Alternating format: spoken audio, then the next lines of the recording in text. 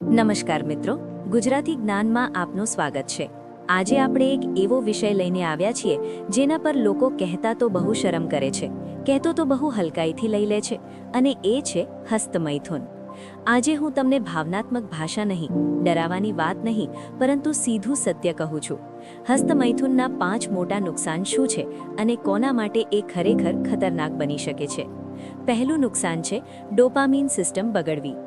જ્યારે કોઈ વારંવાર હસ્તમૈથુન કરે છે, ખાસ કરીને પોર્ન સાથે, ત્યારે મગજમાં ડોપામીન નામનું કેમિકલ અસ્વાભાવિક રીતે વધી જાય છે।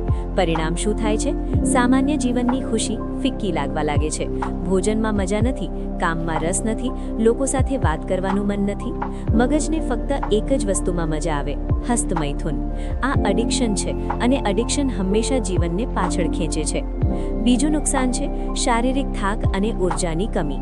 દરેક ઇજેક્યુલેશન સાથે શરીર પ્રોટીન, ઝિંક, મિનરલ્સ અને એનર્જી વાપરે છે।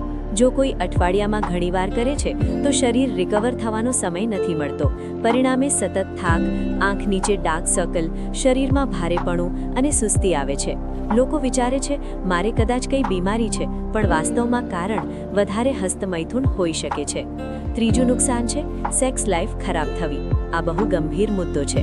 વધારે હસ્તમૈથુન કરનાર પુરુષોમાં પ્રીમચ્યોર ઇજેક્યુલેશન, ઇરેક્શન પ્રોબ્લેમ અને રિયલ પાર્ટનર સાથે એક્સાઇટમેન્ટની કમી જોવા મળે છે, કારણ કે મગજ વર્ચ્યુઅલ સ્ટિમ્યુલેશનને રિયલ ટચ કરતાં વધારે પાવરફુલ માની લે છે। પછી સાચી પત્ની કે પાર્ટનર સાથે શરીર રિસ્પોન્સ આપતું નથી, અને સંબંધોમાં તણાવ શરૂ થાય છે। ચોથું નુકસાન છે માનસિક નબળાઈ અને ગિલ્ટ સાયકલ। હસ્તમૈથુન કર્યા પછી ઘણા લોકોને ગિલ્ટ, શરમ અને ખાલીપણું લાગે છે। મેં ફરી કરી નાખ્યું એવો વિચાર આત્મવિશ્વાસને ખાઈ જાય છે। માણસ મેન્ટલી વીક લાગે છે, પોતાને કંટ્રોલ કરી શકતો નથી એવું લાગે છે, અને આ માઇન્ડસેટ વ્યક્તિને જીવનમાં અન્ય ક્ષેત્રોમાં પણ હારેલી લાગણી આપે છે। પાંચમું નુકસાન છે સમય અને ફોકસનો નાશ। દરેક વખત જ્યારે કોઈ આમાં ફસાય છે ત્યારે તે 15-20 મિનિટ નથી ગુમાવતો, તે પોતાની મેન્ટલ ક્લેરિટી ગુમાવે છે। એ સમય ભણવામાં, કમાવામાં, શરીર સુધારવામાં વાપરી શકાય, પરંતુ એ હોર્મોનિક ચક્રમાં વેડફાઈ જાય છે। લાંબા સમય પછી માણસ પાછળ જોઈને કહે છે, મારો ઘણો સમય વેડફાઈ ગયો।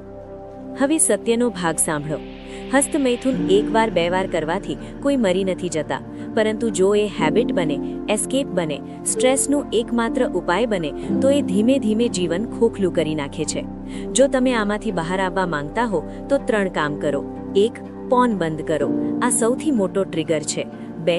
શરીરને થકાવો, જીમ, દોડ, કામ, ખાલી શરીર ખરાબ વિચારો બનાવે છે। 3. ઊંઘ, પ્રોટીન અને સૂર્યપ્રકાશ લો, હોર્મોન બેલેન્સ નેચરલી સુધરે છે। મિત્રો, હસ્તમૈથુન કોઈ પાપ નથી, પણ એ તમારા જીવનનો માલિક બની જાય એ ખતરનાક છે। તમે તમારા ઈચ્છાઓના માલિક બનો, દાસ નહીં।